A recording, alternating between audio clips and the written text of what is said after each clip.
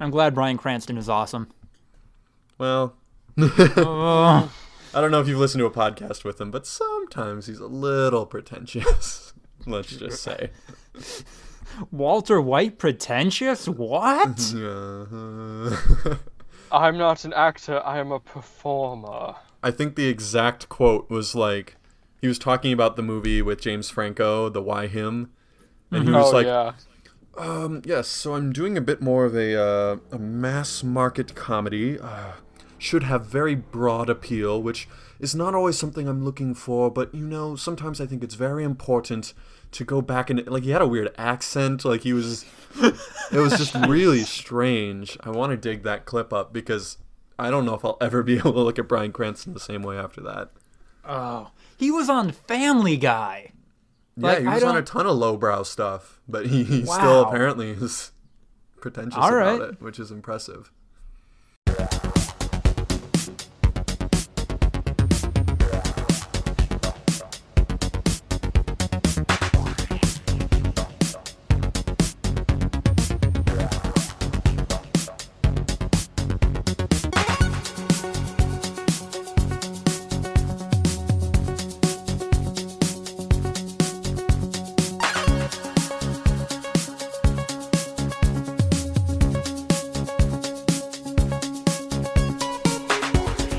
Well, hello and welcome to the Voluntary Viewing Podcast, the only podcast on the internet to talk about every kind of media. We're the only people who do that. I made this joke last week, but I'm doing it this week too. Today, you will be spoken to or conversed with, I don't know how you interact with this podcast, Ryan Werewolf Holtz, Andrew Lone Wolf Clark, and me, Lucas Wolfpack the Writer. How are you two doing? we're messing around in the Google Doc. I don't know what's happening. That's what we're up to. How about you, Lucas? I'm doing well. Recording this one a little earlier than we usually do this week, just because of other scheduling stuff. Right in the middle of E3, so I imagine we'll talk a little bit about that stuff. But then that'll also take up a good chunk of next week's podcast. And yeah, I'm coming off of a family lunch. What do you guys got going on? Andrew, you're such a piece of shit. None of this is going to translate to podcasting. You might need to cut this out. We're just royal assholes in the planning document right now. I'm gonna be honest, I don't like planning documents, and so this is enjoyable for me. How do you not like planning documents? Like besides, like, do you need an explanation besides, like, what the name would imply? Andrew, you're a level 1 salesperson. I would assume that planning documents would be really important to you.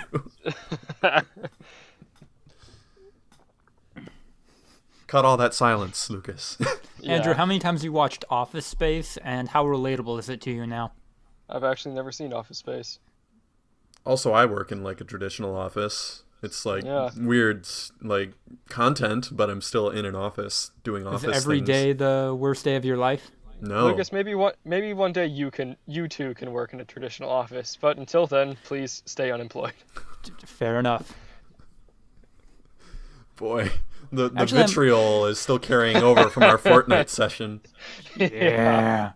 Actually, I might have some freelancing work coming up, and I'm really looking forward to that. Oh, good luck. I hope you do well. Do you really? That sounded genuine. Do you really, Andrew? No, that was me being genuine. Like, honestly, like, I know that we're busting each other's balls, but I don't, like, hope any of us are unsuccessful. Help me, Sharon. I can't turn it off. Oh yes, I can't stop being sarcastic. That's exactly what is happening. Are you doing your Bryan Cranston voice? Yeah, that was my Bryan Cranston with a slight, like, English because he thinks that it's more proper twinge to it. It's great, Controversy. Man. Yes, I saw that there was some controversy. Absurdist movies and shows. Wow. Good addition, Andrew. I'm so happy that you're in this planning document. Jeez. I imagine eventually, if this podcast takes off at all, we'll get to a point where, like, hey, $1 patrons, here's our planning doc. And we're not there yet, but if we were, you'd be able to see that Andrew just stop deleting my shit. Bullshit into it, and Ryan's trying to keep the natural order, but can't keep up with Andrew's chaos. Keep any sort of order. I mean, look at the planning document before your 4 lines. It was literally like bullet points and links, and all of a sudden it's just like, artist. I don't know. Motherfucking color-coded. Yeah, man. I put my stuff in red because I wanted to show that I did actually work this week. Yeah. It's great, man. Wow. Look at those bullet points. So much better. I don't understand what you want from me. This is all great podcasting, listening content too, I'm sure. Andrew, do you genuinely want to talk about Sorry to Bother You, or nah? Or Sharp Objects. Fine, it's all going away. All right. It's all gone. I was really, really close to making a bad joke, but then I remembered how affected Lucas was by things that happened this week. So I stopped myself. This week was a little bit of a bummer. Yeah, it was a bummer for everyone. Sometimes dark humor is a solve to that, but what are you gonna say, Ryan? Nothing, man. You were just talking about, like sharp objects and Were you about to make a kill ourselves joke? Nope. Okay. Wasn't gonna do that at all, for the record. No. Why would I ever do something like that? That's really dumb. He was absolutely going to do that. Wow. Are you in my head now, Andrew? I'm just judging your tone. Wow. You're right. I can't stop being sarcastic. Okay, let's just get on to the podcast because my closet's really hot and I don't want to be here anymore. You don't want to be on the podcast? No, I don't want to be in the closet anymore. That's a soundbite. Yeah. Isolate that, everyone. That's going to be the cold open. Oh, God. Yeah, Lucas, this is going to be a Frankenstein edit if that's the cold open. Yeah, shit. Like, we need to cut out all the dead air and also, like, take things from half an hour in and put them at the very beginning. Well, it actually might be more of a preview than a cold open then, but I don't know. I'll figure something out. Do like maybe a preview and then you get to, like, decipher how we got there in conversation. Yep. Quick, think of the most absurdist statement that you possibly can, and then we'll try to justify how we got there. Stephen Colbert is great on Harvey Birdman. Oh, no.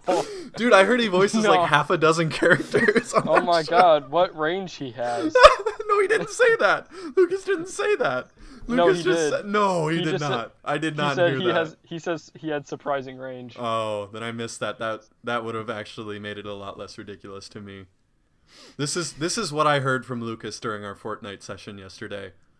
So, I'm not going to mention your girlfriend's name. So, my significant other got me kind of on like Harvey Birdman, attorney at law. Stephen Colbert voices like half a dozen characters on that show. And then just silence. Just silence for like 10 seconds. And me and Andrew were like, what? And that's what I heard. So maybe you followed up with other stuff that I missed. But what I heard was that. And I'm like, oh my God. That was awesome. What a fucking statement. Yeah, no, it was just, that was it. Oh, man. And then that brought me back to the pants, which then the Fortnite vitriol really happened. Ooh, I don't think we've ever told them the story of the pants. No, I don't think the story of the pants has ever been mentioned to anyone ever. I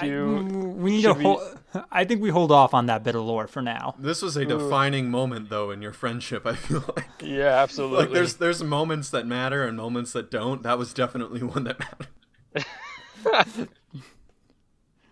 There was the before the pants friendship and the after the pants friendship. After the pants. Now we're gonna leave the viewers, or however many viewers there are, wanting to hear that pants story. Do we allude to this for the rest of our podcast careers, making veiled mentions of the pants and build the world around the pants?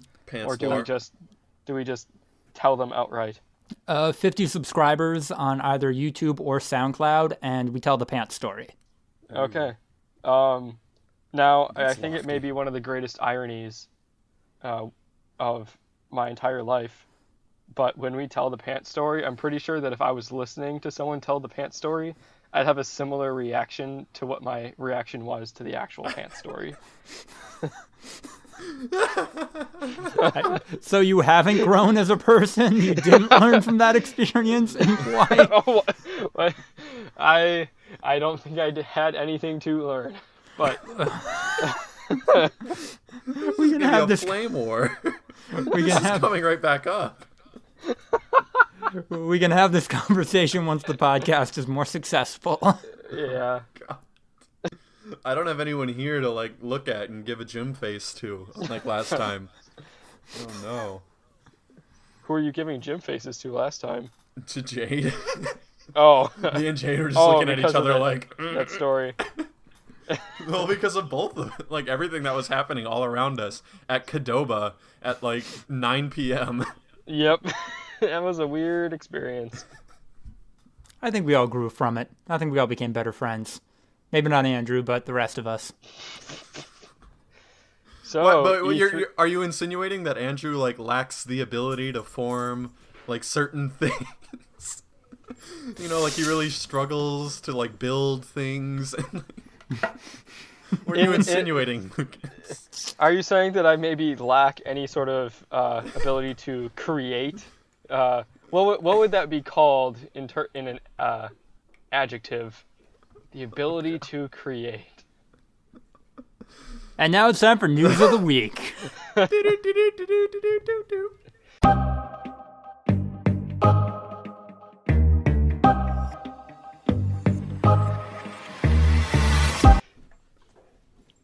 So, E3 is a thing. It's happening. Yeah, it's really good of us to record this right in the middle of that. But, Yep. you know. Yeah, by the time that this podcast is put out, there will be 10 stories that we haven't been able to cover. But that'll be next week's issue. Well, it also happened yesterday, and I don't think we have anything from yesterday on here. So I guess next week will be more E3 focused. Well, Yep. I mean, we do have stuff from yesterday on here. Oh, was the multiplayer trailer from E3? Yeah, and Yeah. Same with Madden. Really? That was from E3? Madden dropped Yeah, a trailer, but I don't think the news that it was coming to PC was from E3. I think that was a couple days ago. No, EA had Oh. their press conference yesterday, and I Yeah. think it was all from that. Oh, cool. Huh. All right, what are we starting with? Let's do the positive video game stuff before getting into the more negative or at least weirder one. So, do you want to take it with Battlefield 5? Yeah, it's probably Andrew, right? Yeah. Go for it. So one of the first big things that grabbed me this week at E3, and there will be other things that we'll talk about next week once we have more information about the rest of the presentations, but EA had their presentation one day before the recording of this podcast, and so the big one that grabbed me was Battlefield 5, and we talked about that a little bit in our first issue of the V2 podcast, but in case you guys don't remember, I'm a huge fan of Battlefield, have been for a long time. Battlefield 1, I think, may have been my favorite iteration of the series so far, which I know is not the case with a lot of people, but I think Battlefield 5 looks like it's going to take the good things from Battlefield 1, get rid of the bad things. It looks like the gunplay is going to work similarly to Battlefield 1, which I really enjoyed, so I'm looking forward to that. There's going to be a lot of constructing destroyed structures, placing things like bunkers or tank traps, that sort of thing. There's going to be a building mechanic that doesn't seem anywhere similar to Fortnite, which I'm glad, if they tried to shoehorn in some weird Fortnite building mechanic into all of video games, I think that would have been a very bad precedent. But I think it's just going to make the gameplay a lot more dynamic. Looks very smooth, very pretty, which I know is an E3 press conference not always reliable, but I did see some YouTubers that I follow, such as Jack Frags, play the game a little bit on their own channels, and it looks very promising. Super excited.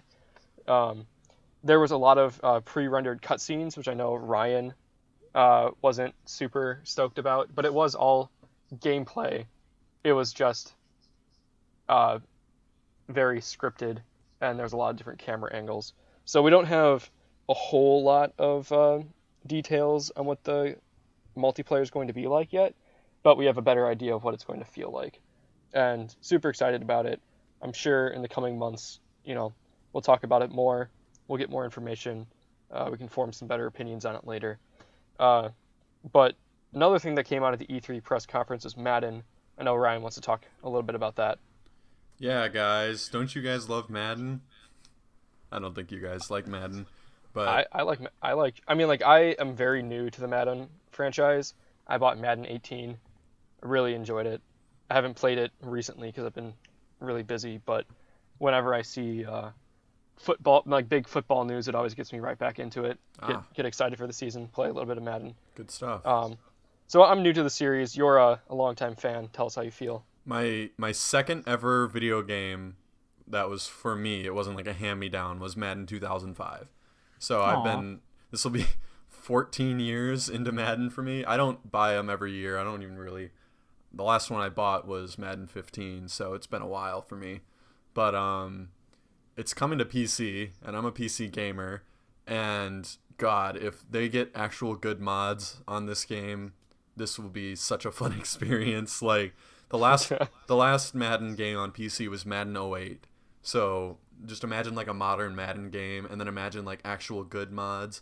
We'll see if there's any actual good ones that come out of it, because I know another really popular sports game that is on PC is NBA 2K, and that game doesn't have very good mods. It's like, get new shoes. Like, there's nothing really cool. I want to see like 70-foot tall players like bumming around. I want to see fucking game-breaking shit going on. Like, that's what I want from a Madden mod experience. I think that would be so much goddamn fun. So we're talking like Fallout and Skyrim mods in Madden. Okay. GTA style mods in Madden. Like that. Oh God. That would make me just so happy. Just a bunch of Iron Men. Hell yeah, dude. Iron Men playing football against like Spider-Man and shit. Like what? You know how fun that would be? That would be very fun. Yeah, like that would take Madden to the next level, man. And then like I don't think EA would be cool with it, because EA's never cool with it, but who knows, man? It would be so fun. It's kind of my understanding that when these sports games get ported to PC, it's not always optimal. Are you worried about that at all? In the past, that was always the case, but nowadays, actually, with the Frostbite engine that they're using, porting it is as simple as moving the file. Like, it actually doesn't even need any optimization or anything like that. The Frostbite engine that they use is 100% compatible with PC, so literally all they're doing is just remapping the controls, and that's about it. So fantastic. Good for you. Pretty much everyone's going to play Madden with a controller anyway, so literally doesn't matter. So are you going to play with the controller? Yeah, I would play with the controller. I mean, sports games almost always are just going to have to use controllers, because there's just a weird amount of buttons that a keyboard doesn't really lend itself to very well. And like in Madden, you're not really looking around, so the mouse would almost be useless. Yeah, it would be very specific. I had no idea that Madden wasn't really on PC, and I don't know why I didn't notice that. I just assumed that all the different Madden games that had been coming out over the past couple of years, including 18, which I bought, I just assumed that it was on PC. Yeah, no. Like, I had no idea. I don't really know why it wouldn't be on PC. I guess it was just a weird optimization thing, like what Lucas was talking about. Yeah. There's probably money involved somewhere. I think also this year there was something with the Frostbite engine that made it basically to the point where the cost would be so low, if they sold like 10,000 units, they would break even. So it literally doesn't matter if it succeeds or not. I mean, because the PC crowd is notoriously less apt to sports games, because consoles are generally better for playing them. Not necessarily, but yeah, that too. But also like console. I'm not saying that console gamers are casuals, but casual players are more likely to be on console than PC. So they just always lend themselves to that. And sports games are usually a little more casual. So, and also, selfishly, I know people with Xbox Ones, and if they did crossplay, boom. Although then I couldn't play with mods. So got to consider all angles here, I guess. I just immediately started dreaming a million different mods that I would love to see in a football game. Like, I want to see, like, decapitations. I want to see, like... Oh, God. I want to see, like, steroids. Like, you can play my player and, like, use steroids and, like... Jeez. Then, like, lie to a grand jury and, like, all the, like, really weird behind-the-scenes stuff that they could add in. Dude, that would be so fun. Oh, man. So, yeah. I'm excited. I don't think any of those are going to be things, by the way. I'm pretty sure it's just going to be the same as 2K, but... on the slim chance that those mods start to come out, I am 100% buying this. Nice. Speaking of PC games, this next one is kind of weird. So last week, kind of in response to the school shooter game that Valve pulled from the storefront, pulled from Steam, Valve announced, Valve is the company that owns Steam, and Steam is the largest online realtor to buy PC games.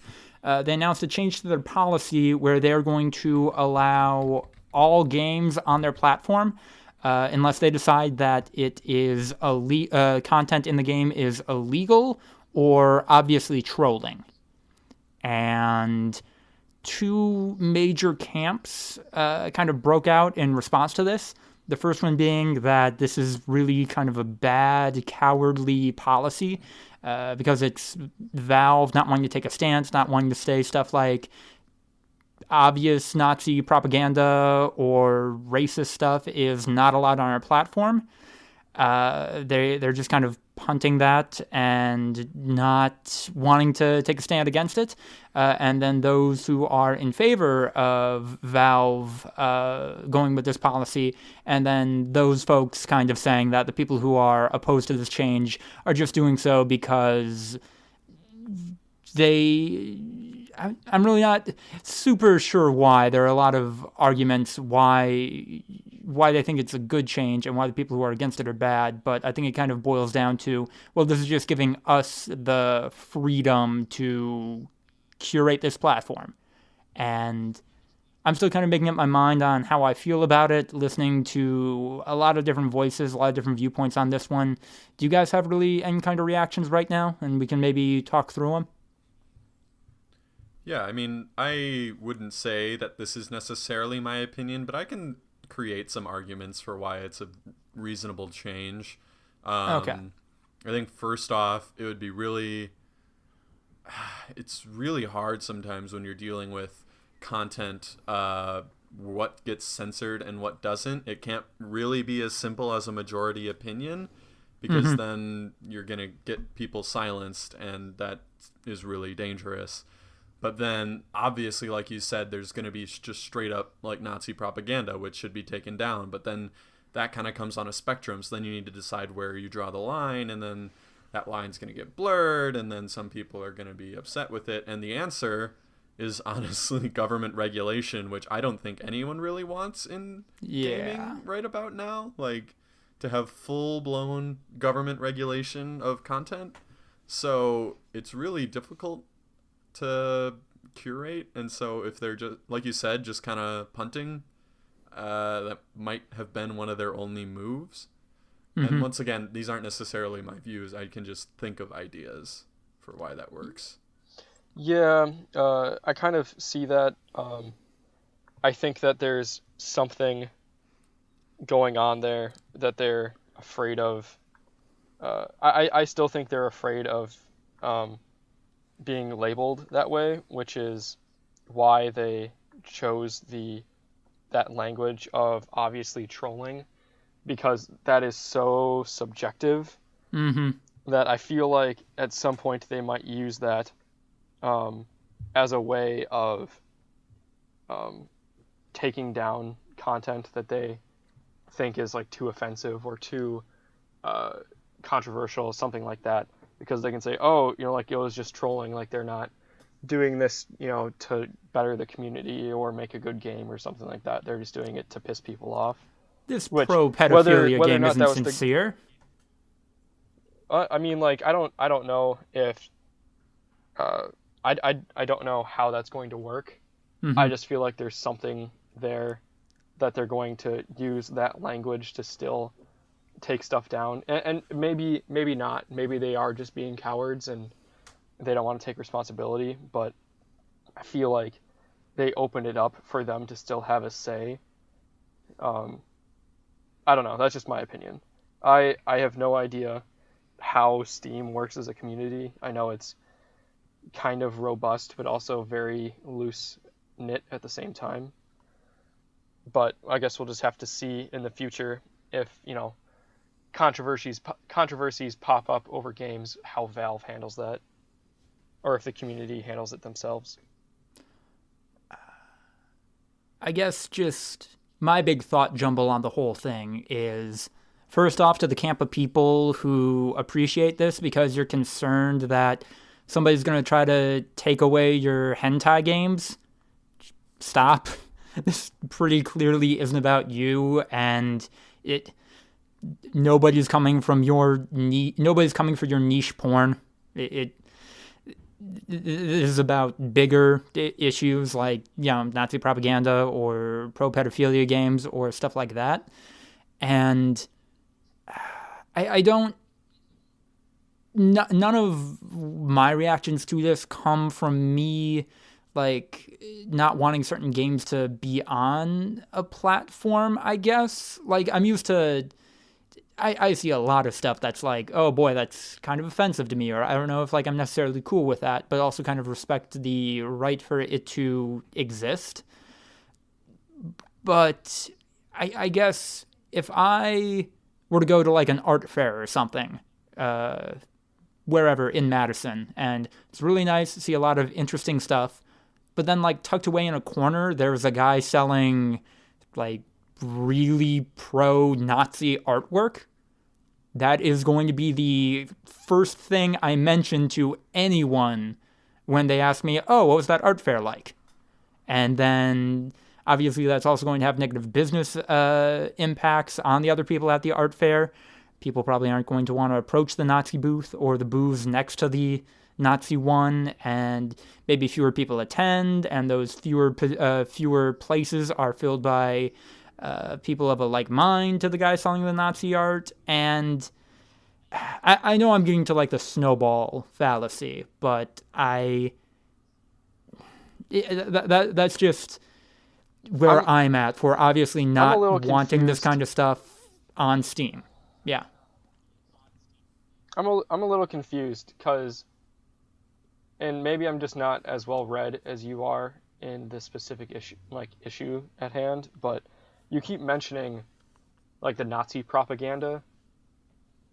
Where is that coming from? Like, is that a thing on Steam that has been a problem, that there's a bunch of Nazi shit everywhere that Valve won't handle, or is that just people saying that's the worst case scenario? Well, there is some Nazi stuff on Steam, but there is a lot of content that's not great for minority communities. I know that a game that's going to be released on Steam this week is called AIDS Simulator, and that's the story of that game is that a person on a trip to Africa gets infected with AIDS, and then they're so pissed off that they try to kill everyone in Africa. And okay. Yeah, that's under these policies, that's going to be a game that Steam is apparently perfectly fine with having on their platform and then making 30% of all sales from that game. All right. I mean, that's obviously something that like we shouldn't be okay with. So, I mean, yeah, like I get why people are trying to get Steam to take that sort of game down. I just don't know if that, like, are they, like, has Steam said, like, we're going to leave that up, or, what? I guess what's the issue here? Under the blog post that they put out, unless they decide that that's illegal or obviously trolling, then I think it's going to stay up. Okay. I just mean, there have been plenty of other just obscenely violent games that are, directed at specific groups of people, or even, not directed at specific groups of people in the past that no one's really made a big deal about. I remember there was a a mobile game a couple of years ago that Apple didn't take down on the Apple Marketplace. What was it called? Like, not Agony, not Misery, but like I think it's called Hatred, something like that. Just a guy who really hates life, and so he goes out in the streets and kills everyone he sees. It's basically how anyone plays normal GTA. But except this is that's the goal in this game, yeah. Yeah.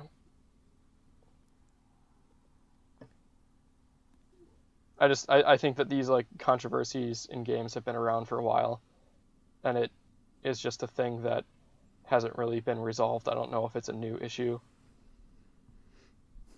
Yeah. Well, it's not a new issue. It's just this new policy. Like this policy is now what they're going with. Hasn't that like how they've handled it in the past though? They've been pretty vague about it. They've taken down games. They've taken down games in the past that weren't overtly illegal or quote unquote obviously trolling, I guess. Oh, okay.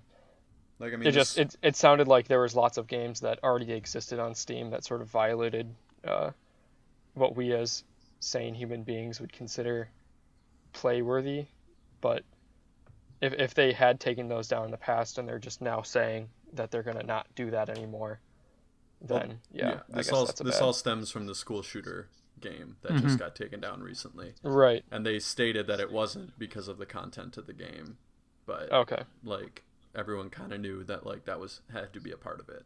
So and like it's not illegal to make a game like that. So unless they were quoting it as obviously trolling, in theory, under their new stance, they would not have taken that game down for content. Okay. I guess I was just a little confused. So I don't know. Steam, I guess at the end of the day, is a private company. I disagree with their decision. I think it's going to make the platform worse.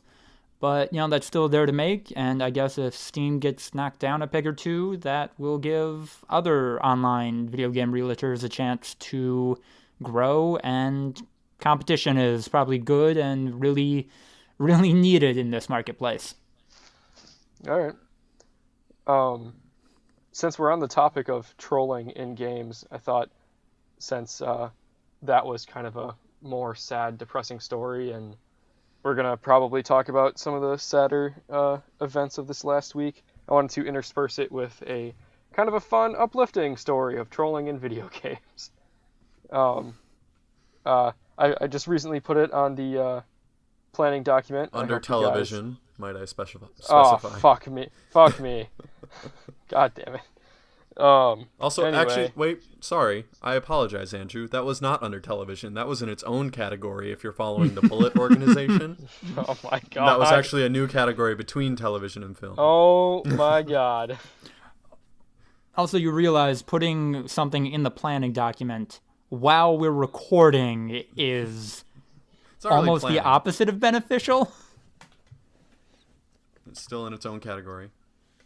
Hey! There you go. Now it's in video games. Hey, okay. Let's just get this over with now. What's tab G? Okay, so more uplifting story about trolling in video games. I don't know if you guys remember, but there was how there's like always the game that the YouTubers play for like a week or two. The Culling was one of them like a year ago. It moved through other games since then. There was one that everyone played for about a week called Totally Accurate Battle Simulator, which was one of those battle simulators that come out every once in a while, where you have two sides and you just choose, whatever kinds of different soldiers that you want to fight on each side, and have them go head to head. And some games like to spice it up by having it like history based or like animal based or like weird shit like a Tyrannosaurus Rex versus like Chuck Norris, that sort of thing. But there was one that I always really enjoyed watching because it was so funny, because it was a physics-based game. It's called Totally Accurate Battle Simulator. Red team versus blue team, pretty much just stick figures with giant googly eyes that flopped around as they ran towards each other, not really able to hold up the spears or the swords or whatever it was that they had in their hands, and they just sort of flop around and slap each other. And it was just hilarious to watch. The people recently made a basically joke game that a lot of people are actually playing called Totally Accurate Battlegrounds, which is it looks exactly like the totally accurate battle simulator, just people flopping around, red or blue, that sort of thing, except you can customize characters, and it's a battle royale game. You like fly in on like a train and then basically launch yourself out like a cannonball and land on the map where you want to go. Circle that slowly closes in, find guns and ammo on the ground, that sort of thing. It has the exact same interface and menu system and inventory as PUBG, and that's the trolley part of it, is that it, in that way, it looks exactly like PUBG. It's the same sort of thing with different health items, different like armor, helmets, that sort of thing. The attachments on the guns work the same way, or you slide them over. The guns are a little bit more ridiculous, though. There are some that are normal, some that are like old World War II guns, then also like battle axes and swords and miniguns, and there's an orbital strike grenade and that sort of shit. When you get into a vehicle, you drive around, you can't really control it very well, and your guns don't fit out the window because it's like slapping against the ceiling. Instead of like a electric field that closes, obelisks just pop up on the map and kind of slowly start to close, and lava flows in. It's hilarious to watch because people are just constantly falling over. I don't know. It's just really fun to watch. Really, I have no idea how good it is to actually play. People seem to actually enjoy it. But I recommend giving that a view if you just want a good laugh. Does Stephen Colbert voice like half a dozen? Oh my god. I thought that this would actually start a nice little conversation in the podcast because of our experience with Battle Royale games and PUBG and knockoffs and that sort of thing. This is a game that was clearly knocking off PUBG, not for benefit, but just kind of to make fun of it. But I guess didn't get the reaction I wanted. That's all right. I just wish the PUBG people were better at taking jokes, because I'm getting the impression they aren't. From the lawsuit, are you talking about? Yeah. The lawsuit isn't as petty as people might think, though. Yeah, there's more layers to it. People think they're suing Fortnite because Fortnite is a battle royale game, but they're suing them, I think, because there was points where Fortnite was literally saying, like, hey, guys, we're kind of like PUBG in their marketing. Like, they were mentioning their name. I thought that was in, themselves. Like, developer interviews. Yeah, but that's marketing. Okay. Is a developer giving an interview talking about their new game not marketing? Because it is. I think that might be press, but I'm not sure. There's also stuff going on there because like Bluehole, which made PUBG, and the people behind Fortnite worked together at some point on different projects, and there were sort of some accusations that people from the Fortnite team sort of stole or used without the permission of the Bluehole people stuff from PUBG so that they could better make Fortnite.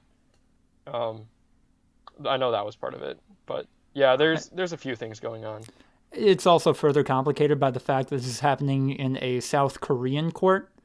PUBG is actually made using the Unreal Engine, which Epic Games owns. Yep. And I think there's some mega Chinese company that owns 40% of both Bluehole and Epic Games. So I'm not sure how this is going to play out. Yeah, it's quite the spider web of gaming, especially with all the money involved. Speaking of webs, narrative webs, what's going on with Game of Thrones?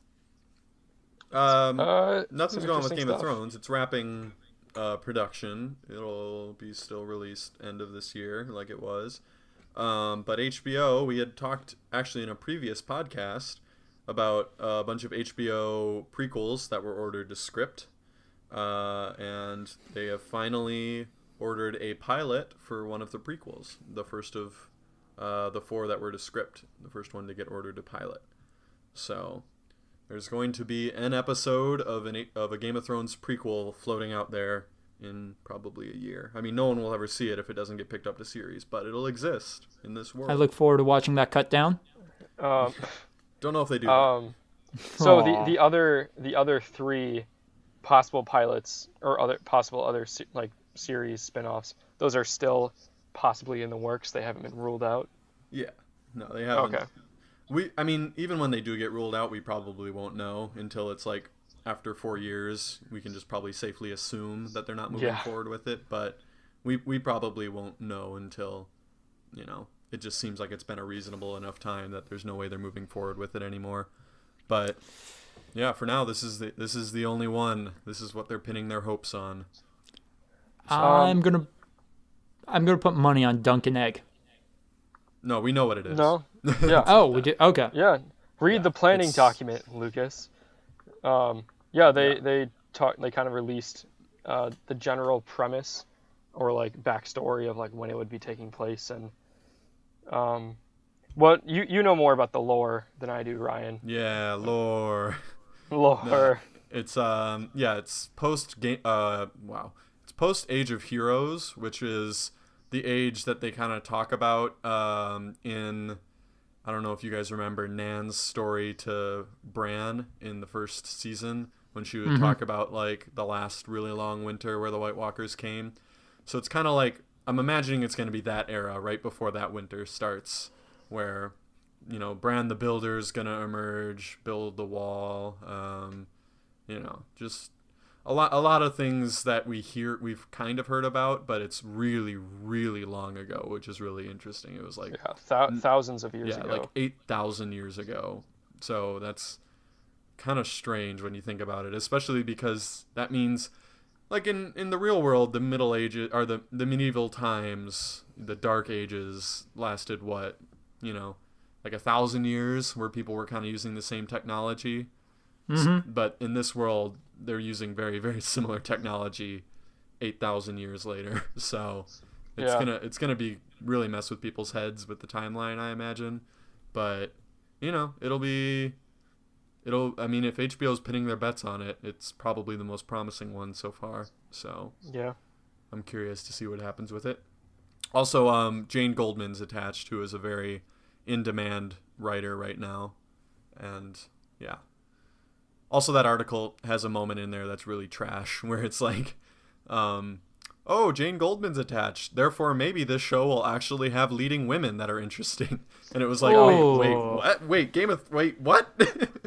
It's like Game of Thrones has like very, very prominent women in that show. Like, that's one of the big things that it's known for, is that George R.R. Martin put a lot of really prominent women in the series. Yeah, like it felt like it was someone who had never watched the show and just kind of wanted to rag on like a lack of inclusion that was really not there. Like, honestly, the opposite.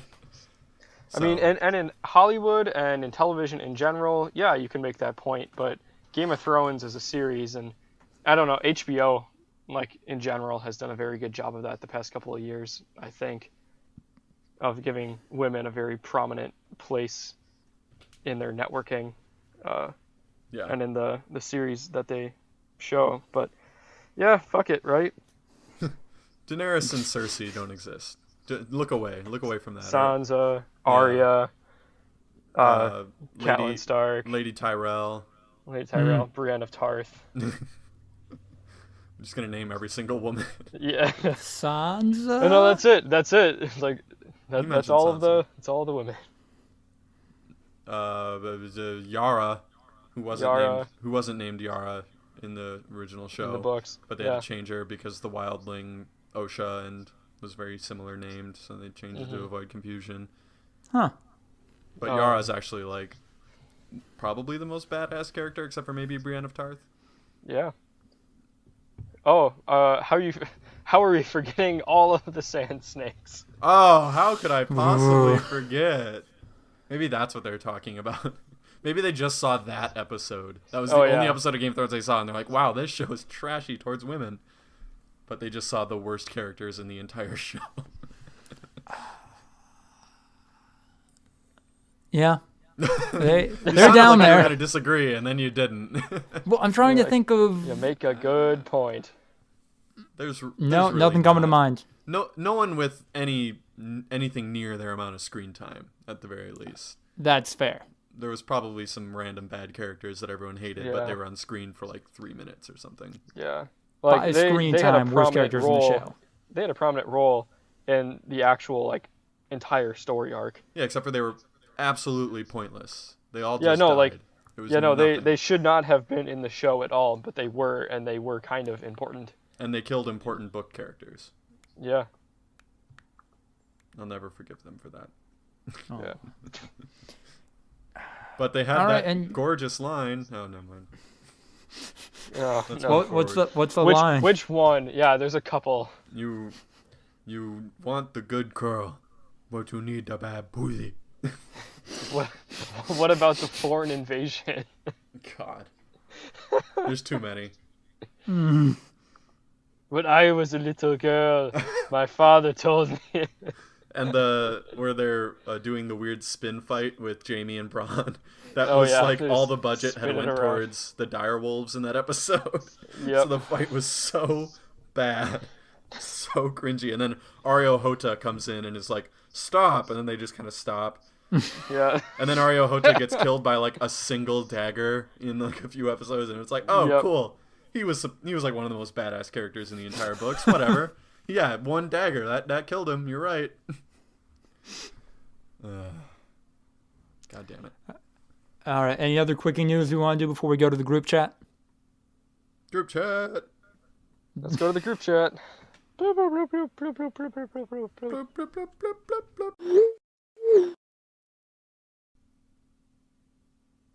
All right, so we talked a little bit about E3. I think the Xbox event is going on right now. Do you guys have any other takeaways from the EA press conference last night? No? I mean, like, the things that Ryan and I talked about earlier, I think, and, correct me if I'm wrong here, Ryan, I think those are the only things that we cared about. Yeah. From the press conference. I mean, like, there was plenty of stuff that was happening. Nothing that really interested me whatsoever. But, I don't speak for both of you. Yeah. But not Destiny will be coming out. Yeah. You talking about Anthem? Yeah. I would say a better comparison would be the Mass Effect games, since it was the same studio that made that, and gameplay looks very similar. But people are actually pissed off because there aren't going to be any romance options in that game, and BioWare was really good at writing romances in their Mass Effect games. So, yeah. Were they really good at it, or was it just a thing that people really liked because they wanted to fuck a giant alien? Column A and Column B. Okay. You guys want anything out of the what press events are left? Square Enix, Bethesda, Sony, and Nintendo. You want anything out of that? Well, I know there was one thing that you mentioned a couple weeks ago that you were really hoping for. Not that it was because of your personal favorite, but there was a release date for Kingdom Hearts 3 announced. I think that was today. That's going to be... yeah, and of course Square would announce it like the day before their actual press conference. That's finally coming out in January 2019. People are a little bummed because they wanted it... originally it was going to come out in 2018, but that was pushed back by a month, I guess. But I think by and large the fandom for that is still pretty excited. Okay. Let's get a Fallout 7 gameplay trailer or something. Fallout 7 or Fallout 76? No, Fallout 7. Sorry, yep. Okay. Yep, I totally meant to say Fallout 7. Skipping 5, 6. Well, we've already skipped 5 through 75, so... That's true. No. Yeah. I mean, they moved really quickly with Fallout 4, so I wouldn't rule it out, but, I mean, it doesn't really make any sense for them to release it the way they did if they are going to release some gameplay now. Yeah, that's what I would expect, because we're never going to see Elder... Well, I mean, like, when they announced Fallout 4, they went the whole fucking 9 yards. Like, they showed gameplay, they showed, story stuff. It was a great trailer that everyone got super hyped for, including myself. I imagine that it'll be similar at this E3, that they're just going to go, hey, everybody, this is Fallout 76. Here's what the entire fucking game is. It comes out in 6 months. Something like that. Really? But I could be wrong. I hope I'm not. I mean, when they announced Fallout 4, it was only a couple of months before the release date. And they showed everything in that one trailer. Yeah. Did they have a teaser before E3 when they did that? I think they said that they were going to announce it or reveal it. Like they said, stay tuned for E3, Fallout 4 is coming.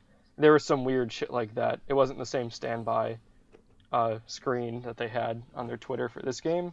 And then a teaser trailer. I think it was maybe like the vault opening, like the vault door opening, something like that. I don't know. It just seems a little weird to me for them to release a teaser trailer like 3 days before they do a full gameplay trailer, but who knows? Yeah. Maybe that's their strategy. We're never going to see an Elder Scrolls 6, are we? Who cares? Oh, really? Yes. Screw Elder Scrolls. Haha. The heel of the Voluntary Viewing Podcast, yeah. Ryan Werewolf Holtz, ladies and gentlemen. Unpopular opinion Holtz. Yeah, you guys are just baby faces sucking on Bethesda, and I'm the heel who's like, nah, Bethesda, you suck. Except for Fallout. Yeah, you didn't say any of that for Fallout games. Fallout's good. Elder Scrolls sucks. Unless you break the game with the Rings of Enchantment and then run around with a fork, stabbing everyone, one hitting, and you're only wearing like a loincloth. It's awesome. That's fun. But yeah, I remember watching you play like in a loincloth, running around with like a ring on, just doing like WWE wrestling takedowns on people in the streets, one hit. The unarmed kill cutscenes are awesome. But you never get to see them because no one ever does an unarmed kill. So when you run around with that build, you get to just body slam every single person. And it's awesome. But like base game, boo. Unpopular opinion Holtz. Dropping the mic. Yeah, I think that's the big stuff I want from the Bethesda press event. Square, I want all my JRPGs because I'm a weeb and I need it. But, yeah. Yeah, you're a little weeby. Yeah, a little bit. No, I'm a progressive weeb, though. In that you can see that there's anime tropes that are pretty fucked. Yeah. Does that make you a progressive weeb? Because that's a very low bar. Progressive weebs are just people that like all the stuff that weebs do, but then say, but there's some stuff in here that's kind of problematic, and I get that, because then it justifies them still liking the things that they like without having to feel bad about it. Ooh. Isn't that all media, though? Yeah, absolutely. Like, yeah, no, like, I watched this, but don't worry, I know that there's some problems there. I'm just above that. Which is never the case. I digress, though. I think we talked a couple weeks ago about most of the things we want at E3. For me, it's, The Last of Us 2, Red Dead 2. Something more than just Ellie Westworld. playing a Well, guitar not because of for Westworld, 10 seconds. But yeah, maybe some gameplay would be nice. Same with Death Stranding. I want, like, as much as I have enjoyed the trailers, and I really have, I'm at this point itching for some actual gameplay, or at least game details. Unpopular opinion Holtz cutting in. Fuck Death Stranding. Oh yeah.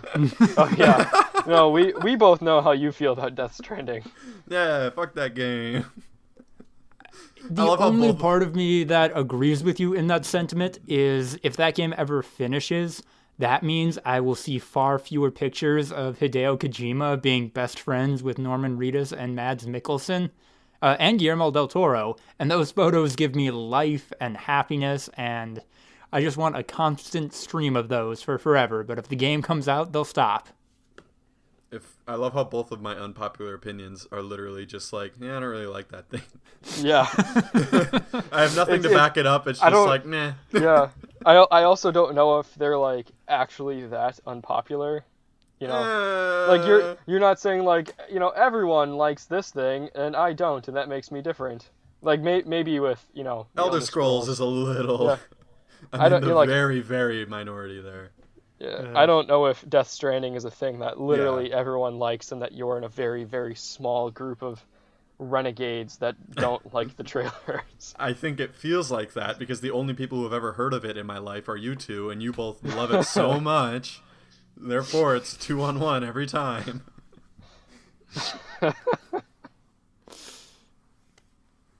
And then Sony and Nintendo, they're freaking killing it right now. They just need to keep doing what they're doing and give us the toys we really want to play soon. So I'm sure that'll be fine. Let's get into some breakouts now, Lucas. Burn it. Oh, sorry. Oh no, let's do that. Lucas, edit me out. Burn it. We got the theme song. That's canon. Yep.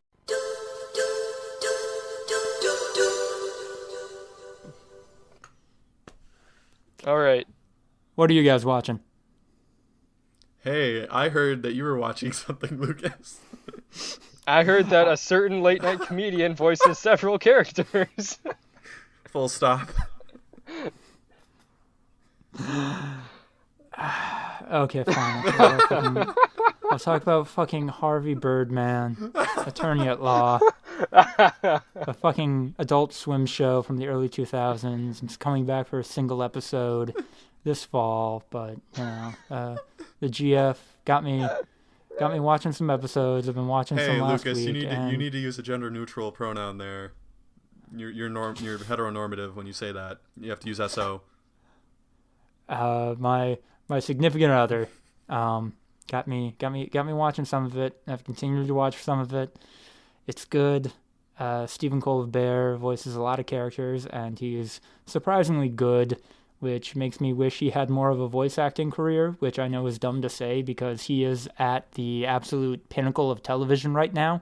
So no way he's ever going to do that, nor should he, but, he's good at that. And I enjoy it. I enjoy the setting of all of these beloved Hanna-Barbera characters share the same universe, and they make the same jokes about them as what I did when I was a dumbass 12-year-old, and it's like, yeah, the Scooby-Doo gang was high all the time, or climate change would have just ruined the future the Jetsons lived in, and all of that stuff. What are you guys watching? That was a voice. Yeah, that was like passive-aggressive NPR. Was it aggressive?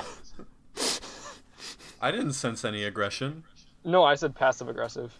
But I didn't sense any aggression. There was none whatsoever. Oh, you seemed so kind in the way that. I think I was going for more exasperated there. Yeah, exasperated and just wanting to get through it. It sounded very sad and spiteful to me. All right, I'll do mine. So I'm watching Silicon Valley, and I just feel like the main issue with this season is that yeah, but I'm doing Silicon Valley. It's fine. Didn't blow me away. This is the first season without T.J. Miller as Erlich Bachman, which is interesting. And they've kind of tried to parlay Jin Yang, who was always his nemesis / sidekick at the same time, as the new Erlich, which is an interesting idea. I don't know if it's working for me, but T.J. Miller's character was definitely the one that was getting the most thin. His shtick was wearing the most thin of all the cast. T.J. Miller as a person, as a public person, is starting to wear a little thin, so that makes sense. Yeah, he seems like he's going down a very, very dark path right now. I feel for him. He's hope for the best for him. He needs to get better. He needs to be better. Yeah. Yeah. Yeah. I don't know. It's fine. I'm not blown away by it. I don't know why I'm talking right now. Why?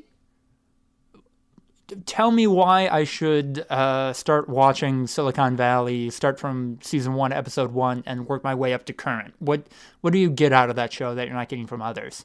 Do you like Office Space? I do like Office Space. Do you like King of the Hill? I do like King of the Hill. Well, there's a creator for you who has made this show and crafted it and then based it on some of his own experiences in Silicon Valley. So, it's just really funny lampooning of the tech industry while also appealing to a lot of different people and anyone with any sort of social anxiety. It's to the extreme, obviously. And then just classic Mike Judge humor throughout, just like random one-offs that don't have anything to do with anything, and they're really funny.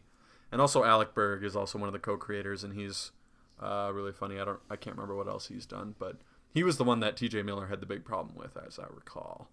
All right. So yeah, I don't know. It's really funny. It's really like witty comedy, and right up Mike Judge's vein. So if you appreciate some of his past work, I imagine you will very much enjoy this show. I think I like everything he's done besides Beavis and Butthead, but I think I was just too young when that came out, and it was such a topical humor in some ways that it was too late for me to ever get into it. Yeah. Isn't Zach Woods in that show? Yes. Isn't he also one of your favorite comedians ever? Yeah, Zach Woods is one of my favorite performers on television in history. He is one of the funniest human beings. Good God, you need to watch that show just for Zach Woods. And when I saw him in person, he seemed like he was very similar to his character to his in the characters. show. Also, Jin Yang was not very similar to his character in the show. So, Jin Yang, what's his actor's name? Jimmy Wong? Maybe? Jimmy Yang. Is it Jimmy Yang? His name, yeah, his real name is Jimmy O. Yang. Yeah, you're right. It's not Jimmy Wong. Oh, Jimmy Wong, is that Freddie Wong's brother? Is that where I got that from? Got it. Yep, nope, Jimmy Yang. And, it's great. I'm also a big fan of Kumail Nanjiani, so... Yeah, I like him I feel like outside of television. Show. I like his podcasting, and I like his stuff he does with Dan Harmon, like Harmon Quest, and stuff like that. He is absolutely hilarious. And Thomas Middleditch is really funny on Harmon Quest. You guys should check out Harmon Quest. That's me too for forever, yeah. That's my new breakout. If you guys want to do that instead, yeah, that show's really funny, and season 2 is not nearly as good, but season 1 definitely. And you get to watch Dan Harmon playing role-playing games with his ex-wife that he cheated on. Yeah, it's really awkward, but it's not really because they're still like friends. Okay. And wish the best for the both of them, I guess. Yeah. I guess my stuff for Breakout is not very new. I'm still watching Riverdale, which still... I'm not going to say that it's, great writing, because dear God, is it not. I'm not going to say that it's comparable to the other great shows on television that we all love, but dear God, is it entertaining. And I think I came to the conclusion last night that it's the closest thing to a soap opera that I've ever enjoyed. It is off the fucking rails. There's so much stuff happening. Every single episode, it just escalates tenfold. I think the last time I mentioned it to you guys is that Archie was doing drugs and bought a gun. Some minor spoilers going on. Jughead is in a gang and is a drug runner. Archie started a gang war in a vigilante group. And Betty started stripping. Take that, Mom and Dad. Yeah, so super, super fucking weird. Super enjoyable to watch. Just on the edge of my seat, what's going to happen next? Not because it's a great plot, just because it's completely ridiculous. There are some characters in that show that I really hate because they don't make any sense. Not because they're unlikable characters, which a lot of them are not. They're just written so poorly and they flip-flop back and forth, and you can't really get a good idea of what their motivations are. But other than that, or sorry if you can edit that out. my girlfriend and I started playing The Evil Within 2 again. We had played for a while, we got busy with school, and we wanted to start it back up. Super fucking scary game that both of us are terrible at. When we've played video games before, it's a lot of it's a lot of my girlfriend trying to play the game and kind of failing because she's not very good at video games, but we still like really enjoy it. And so it kind of transitions naturally into me playing the game and her watching, which I want to get her to actually play the games more because she just gets frustrated when she plays it, and I don't like that. But anyway, super good game, super entertaining, super hard, super scary. It's another Bethesda game that I heard an expansion for it might be coming out, and if it is, they'll be announcing it tonight at E3, but it's all speculation. But yeah, that's pretty much what I'm into right now. And I was also in the background for some of this. You guys also played Resident Evil 7 together. Would you say this is better or worse than RE7? Oh no, Resident Evil 7 is a better game in my opinion. Okay. And in my girlfriend's, I've asked her about it, and she enjoyed Resident Evil 7 better. It's just the gameplay is very different. Resident Evil 7 is so much more smooth, and the story makes a lot more sense. Evil Within 2 is very absurdist and really stupid, and the voice acting is some of the worst in a AAA video game that I've ever heard in my life. You know, it's terrible, and that makes it really enjoyable because it's super funny. But like it is also very scary, and the atmosphere is perfect. Like it's such an immersive game. It like puts you at the edge of your seat. It being hard to play, I think, makes it scarier, which is a good thing. I think the difficulties that I had in the controls and the gameplay are intentional. So I applaud Bethesda for making a game that plays kind of shitty on purpose, instead of them making a game that plays shitty and then pretending that it plays really well. Elder Scrolls. But yeah, that's pretty much what I'm into right now. Yeah. Sharing my feelings about Bloodborne right there. So I checked out the new John Mulaney special with the SO. Really good. If anybody listening has heard any of his stand-up or just knows his sense of humor, it's a lot more of the same, so I'd recommend you check it out. But Detective I've also been... Bitterbinder. Just want to get what was that? there. Detective Bitterbinder. Yeah. He's great. John Mulaney is possibly my favorite stand-up doing work right now. I wish I followed stand-ups more, but I have to agree with you. Fair enough.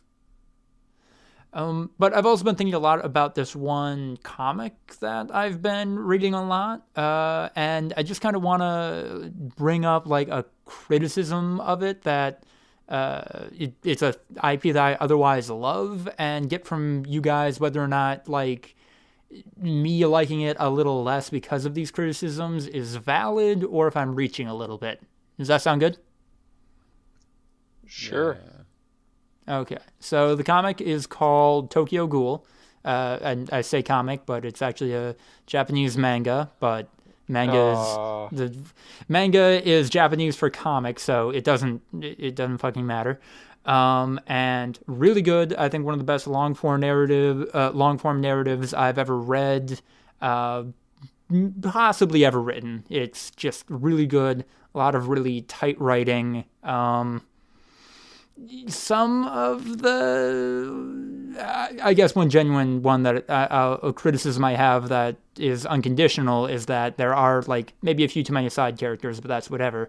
But then a bigger criticism I have of it is, and I'm a little shaky on it, but there are two different trans characters in the comic, and I'm not sure if they're handled super well. One of them is a trans woman, and her whole motivation for being trans is that she doesn't think she'll be good enough to kind of be in charge of her family, in charge of this group of people as a woman, so she decides to live as a man. Wait, and wouldn't that make them a trans man? Yeah. Trans man? Yep. Oh, Yeah. my mistake. My bad. Also, I don't really, maybe a bit nitpicky here, but I don't know if you're really supposed to say their motivation for being trans. Like, Or that's what caused them to transition, at least. okay. Yeah. All right. I think that might be a little bit of a problematic way of looking at transgender identity, that there's like a motivation or like a backstory behind it instead of that just being what they are. But that's within the narrative, that's like Okay. what they do. And yeah, that does raise up like one of the, I'm a little iffy on this. And then the other character, born a woman, living as a man, because raped a lot as a kid. And that's why, yeah. I'm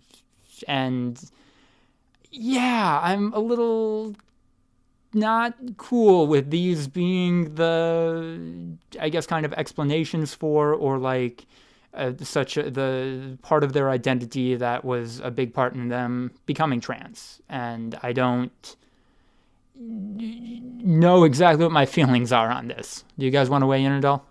Well, I think you're definitely justified in thinking that that's not a super great representation or a handling of the issue,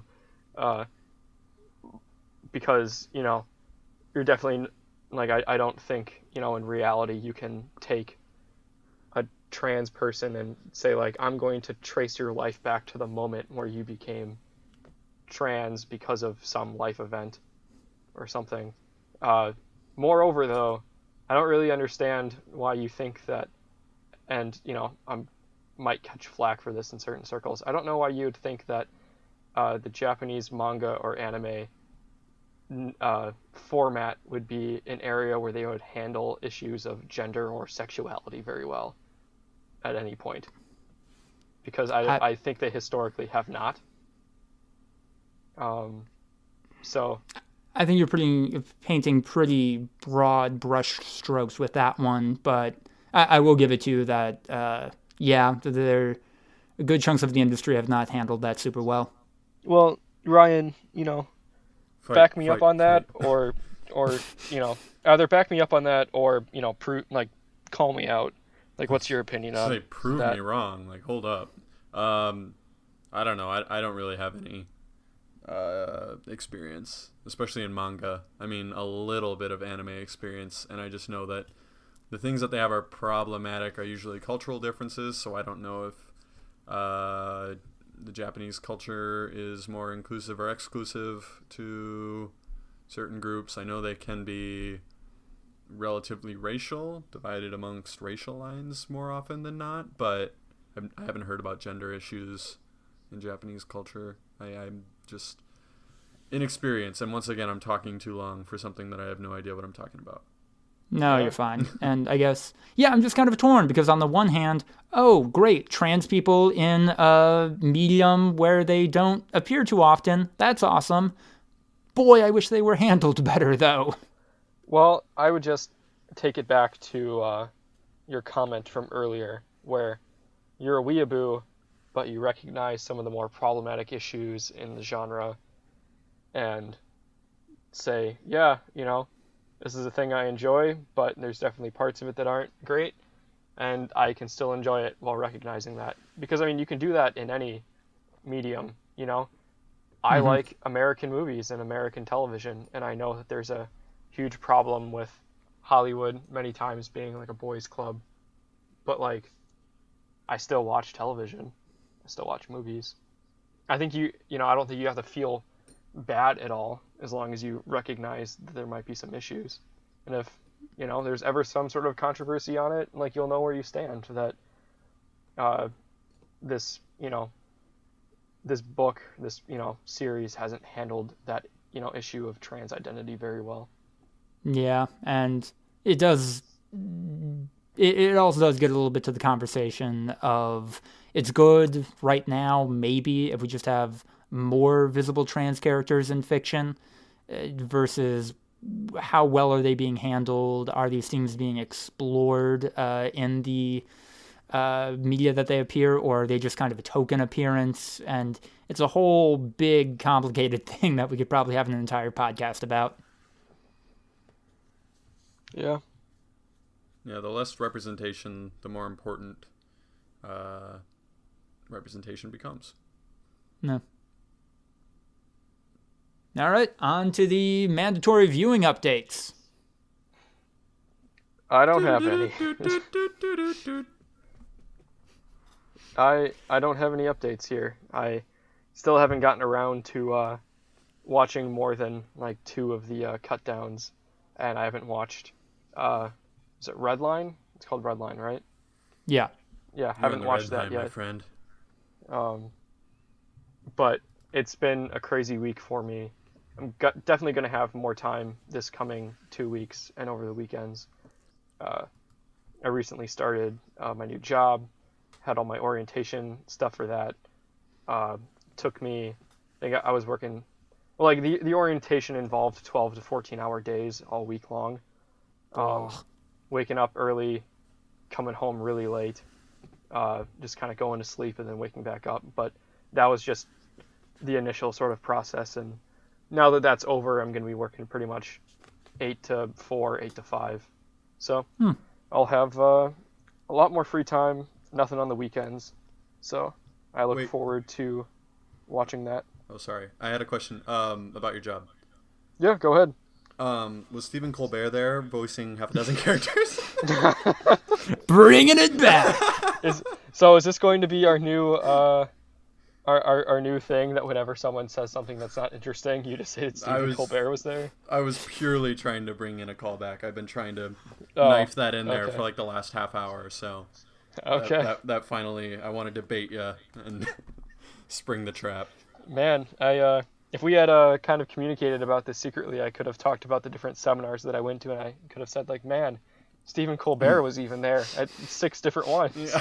Dude, he spoke at and like that's 6 different panels. And that's why you need to contribute more to the planning document, Andrew. I didn't contribute to the planning document for the reasons I just said. I haven't watched the mandatory viewing stuff yet. That's fair. There are other categories on there you could have added something to. Like our poor film category. Completely lost. I added stuff to the film category and you took it away. I immediately undid it, and then you went, fine, it's gone. Like, poutily erased it. I, Andrew Clark, am a little bitch. So, I've watched all of the cut downs. Wait, was I not supposed to say my last name? No, we've been saying our last names the entire time. Oh, we have? Yeah. Okay. You also said your girlfriend's name. Yeah, no, but Lucas is going to take that out. I think I'll mute it, but then add in like the censor beep. Oh, okay. So it's clear that something's being said. Yeah, make a little bit of a joke out of it. I don't know. Then mute what I just said about how I said his girlfriend's name, because when I said it, I didn't specify that she was his girlfriend. I just said it like as though it was a person that was also at the Cadova event. Oh, okay, yeah. No problem. Where was I? So I don't know if that's okay. Can I say your girlfriend's name if I don't mention that she's your girlfriend? We need to have like a non-disclosure agreement signed at some point. I'm just trying to figure out boundaries. Oh, speaking of, at my job, which I cannot talk about, so I'm definitely not going to say what it is that I'm working for, but I signed a whole bunch of non-disclosure stuff. I am not allowed to talk about the job in any sort of fashion on social media, and I'm not allowed to talk about it in most contexts to my family and friends because they're publicly traded, and any sort of conversation that I talk about, if things were positive at work, negative at work, you know, if more people are being hired or more people are being fired, you know, that sort of thing, you know, if someone's leaving, if there's like a new project we're working on, that's all considered insider trading. I mean, but that's like every publicly traded company then. I know. Like they're kind of assholes with NDAs more than anything. Yeah. And non-competes, they can be pretty bad too. Yeah, Andrew, you won't be able to work in sales after that. Yeah. Man, I work sales. You're gonna be so sad. I'm looking forward to my job, and I think I might have a pretty good chance at being good in sales. But in a couple months' time, I'll let you guys know how I'm doing. You're gonna fall down the hole. You're never gonna move. Oh. You and Jade are staying in Madison forever. I can already tell. No. I had a conversation with one of my coworkers, and he said that he had a bunch of friends from Ohio that said that they'd move out in like a year or two, and they never did. Well, I mean, obviously I can't speak to what will or will not happen in the future because I don't know. But as of right now, it is still our goal to move out to Los Angeles in 1 to 2 years. It was always my idea that it was going to be 1 year, and it was always her idea that it was going to be 2 years. So that's just something we're going to have to figure out. And yeah, we might fall down the hole, or we might get offered jobs in like fucking Austin, Texas. Who knows? But Funhouse, the give us money. future is a mystery. Wait, no, Rooster Teeth, give us money. Yeah, no, Funhouse is in LA. Yeah. I confuse the two because, well, I really only watch Funhouse, and they're a part of Rooster Teeth, so I've come to associate Funhouse with Rooster Teeth, like solely. They also did a video on Machinima. They did the Fallout 76 like news video on Machinima this week. It was weird. Oh, really? They mending that bridge? They're doing like a reunion, an inside gaming reunion. It's really weird. Okay. Yeah, so I have now watched all of the cut downs, and I made the mistake of doing that on my personal YouTube. So now I'm getting a bunch of just channel or video recommendations that I do not care about. Like, hey, here are the best clips from season 3 of The Good Wife, and no, not for me. And then I played through the beginning part of The Last of Us, like what I guess could technically be described as like the intro, or like the famous intro, the before part of like 28 Days Later. And yeah, that I think I had either played that with you before, Andrew, or watched you play that before, or something. But you knew what was going to happen. Yeah, I knew technically I know what's going to happen in like all of the game, but I knew the specifics of like that. I don't think it was even like half an hour, but that segment. So everything is newer from here, and looking forward to it. You know what's going to happen for all of the game? Well, I know the general like plot structure. Like everything? Pretty much. But that being said, I am one of the guys who doesn't really care about spoilers. I think it's a lot more interesting to hear the idea of, this movie did this, and then see exactly how that was executed. I think I find that maybe a little more interesting than going in totally blind to a movie or a piece of media, but that's totally me. I mean, it's more interesting, but like it loses all the emotional punch. Like you know what's happening. It doesn't get to manipulate your emotions and make you feel things. You say that, but I had a pretty big emotional punch at the end of Infinity War, and that was spoiled for me beat for beat. I don't think that it would have been as big, though, if it hadn't been spoiled for you. Maybe Lucas just feels things differently than we do. I don't know. That's what second playthroughs are for me. You get to like actually break down the plot and like figure out how it goes from point to point instead of just like riding along, letting your emotions run free. Yeah. I mean, I definitely agree. I just think that The Last of Us is more of a journey game than a destination game, which obviously, Really? Plot points and surprises are huge in that game. But I think that definitely what got to me the most in that game was the relationship that was built up between the two characters, and like the journey that it like took them through. I think that was after playing through the game like 5 or 6 times, I think that was the biggest takeaway for me. Yeah, that's true. I'm curious. I'm a little curious how I'm going to react to the little bit of like puzzle solving mechanics that are in that game, because I know they're there, and also nobody ever talks about them. They're not. So I wonder if they're just going to be kind of whatever to me, like I think they were to a lot of other people, or if like it's actually going to be a couple of downward marks from me. But I don't know. So that actually plays into my point. I've also Yay! I'm like halfway through Last of Us actually. I need to slow down so I can, but it's actually been a bit of a grind. I love the story, but man, this gameplay on the second time through when I don't have like the story just kind of forcing me to keep playing because I want to know what happens. Ugh.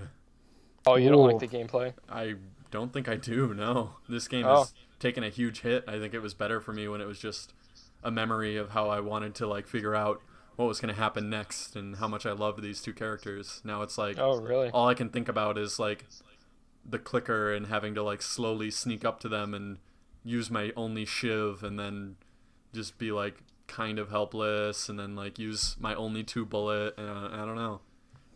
What difficulty are you playing it on, by the way? Normal. Normal, okay. Yeah, not high. I don't know. Like I know a lot of people didn't really like the gameplay in The Last of Us. I actually thought it was super smooth. I didn't think it was very innovative, but I thought it ran really well. I didn't have any sort of problems with it. Yeah. I don't know. There's like 4 or 5 narrative beats that are like so huge and they were like my only memory of the game, and now I'm remembering every little thing in between that I just did not care about. Yeah. So I mean, I played that game on the hardest difficulty, which you know what happens in that game at a really high difficulty. What happens is if you shoot maybe 2 or 3 too many times and you miss, or, you know, like if you alert someone, you just let yourself die immediately so you can start at the nearest checkpoint and grind right through it. And for a lot of people I know, that sounds like a slog, and it kind of is, but like to me, I never really minded it. I enjoyed that challenge more than I would in a lot of other grindy video games. I feel like I would get more enjoyment watching the quote-unquote movies on YouTube where they like cut together the cutscenes and the... I have seen that, yeah. Yeah, they cut together the cutscenes and like the relevant gameplay and make it into like a movie. I think I would actually enjoy that far more than playing it the way I am. Well, if you ever get to a point where you're, you know, our last mandatory viewing of the month is, you know, a couple days away and you don't have enough time to play the game, then just watch through the movie. That's kind of cheap. I know it's I'll cheap. make it through. Okay. I think I would enjoy that more, and I might like in 5 years go do that instead, because I really do think the story is incredible. But I also I always used to hate James Willems for disliking The Last of Us, but now I can see where he's coming from. If you care less about a story, you're not gonna really like this game, I don't think. So. Speaking of James Willems and bringing it back to Funhouse again, just got a notification on my phone, and apparently we have a Cyberpunk 2077 trailer. Oh no. Does this mean Cyberwatch is done? Yeah, oh no. Lawrence is gonna explode. Lucas, please cut this out because it kind of ruins what we talked about earlier, but there's also a Fallout 76 trailer. It came out a little over an hour ago. Let's live watch it. Do you want to? Yeah, live watch it and then cut it in. Fuck yeah. Alright, everyone needs to start at the same time. Right, I've got an ad. Oh, don't get it to 0 and then... I will. Yeah, I've got an ad too. Ooh, for Zillow. Mine's only 6 seconds. I've been using Zillow. Huh. Alright, I'm at 0. Oh, wait, are you guys on the video posted by Young Yia? No, I'm on the video posted by IGN. Oh, God. I am also Young Yia. Should we do IGN or Young Yia? We gotta pick. How long is your video? 229. 228. It's a little longer. Mine's 225. Do Young Yia. I can't. What the hell is Young Yia? It's on YouTube. A channel. Are you watching it on YouTube? Yeah. Type in YouTube Fallout 76 trailer. Okay. Oh yeah, Young Yia. All right. Okay. I'm at 0? 0. All right. 3, 2, 1, play. Well, that looks like Fallout 4. Ooh. It does. Although this is like 200 years before Fallout 4, right? No, not 200 years. More like 100 something. It's close. It was like 20 years after the bombs. That's some old power armor. Yeah, this is a soldier during the war. Yeah, middle of the war. Or beginning, maybe. This is a little weird animation. I like the color in the TV. Me too. 300 years after our great nation began, we gathered together to honor the completion of Vault 76. This is pretty similar to the teaser. Same footage, I think. So that if the bombs do come, our way of life will endure. They talked about how the country roads thing is really weird because it was released in the 70s. In the 70s, yeah. Which and is their whole shtick is universe. Like 50s chic. Well, not even shtick. It's like they split into an alternate universe back in like the 50s. So like that means that somehow John Denver existed even though it was a completely alternate universe. Yeah. That was a new monster?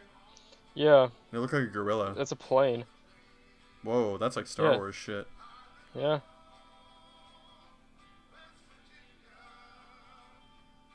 Loot that power armor, everyone. It's underground. At least get the helmet. Ah, he's going for the helmet. Oh, maybe not. Ah, he did!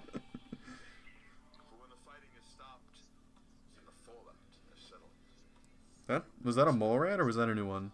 Oh, is that like a terraformer? Yeah, that's definitely a terraformer thing. Some kind of Batman? But that means they failed. Yeah. Like all of this failed. What's the point?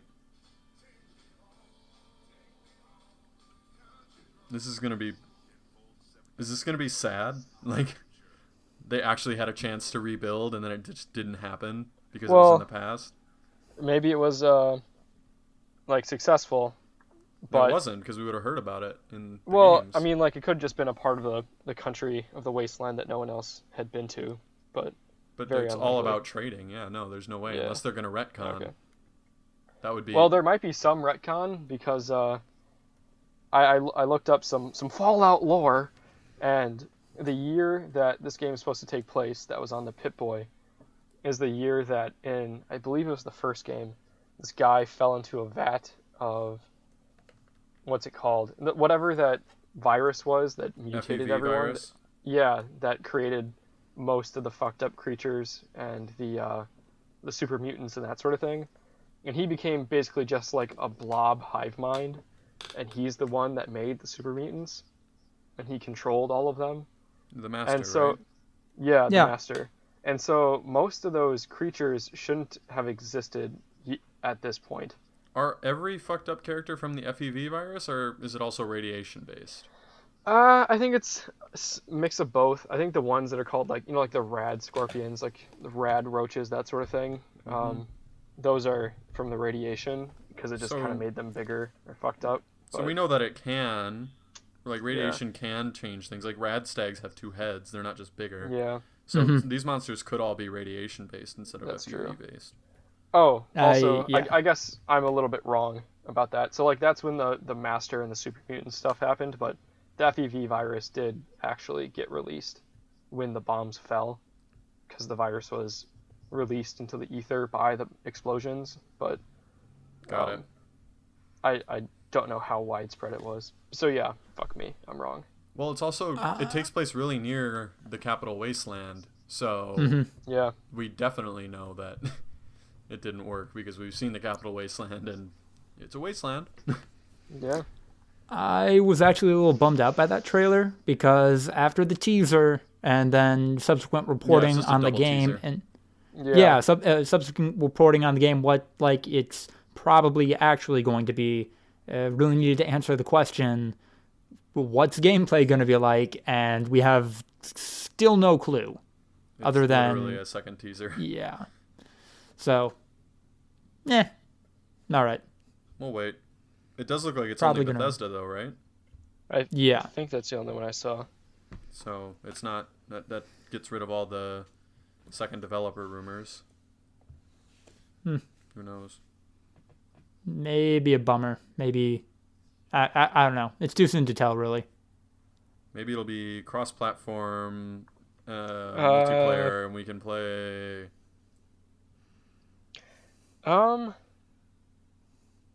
So the trailer is already out.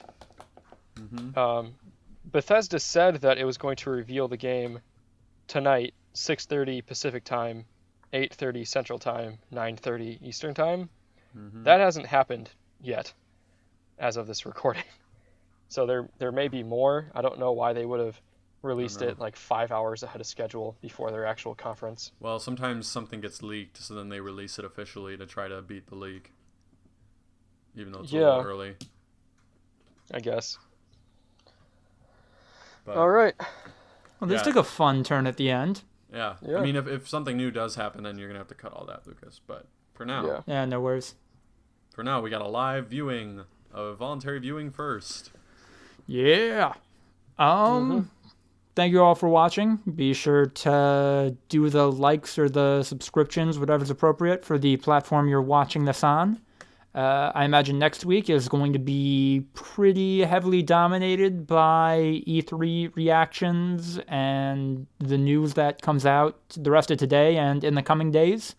So be sure to check that out. But until then, I'm Lucas. I'm Andrew. Bumra. It's just the syllables now? It's going to get more and more devolved as the episodes go. I'm looking forward to that. Thank you for watching. Listening. Fuck. Take two. Thank you for listening. Bye-bye. Take three. Yeah. That was pretty passive-aggressive. And thanks for listening. All right. Take we cutting then? I'm doing Lucas's dejected voice. Take four. Take four. Goodbye. And thanks for listening. Bye-bye.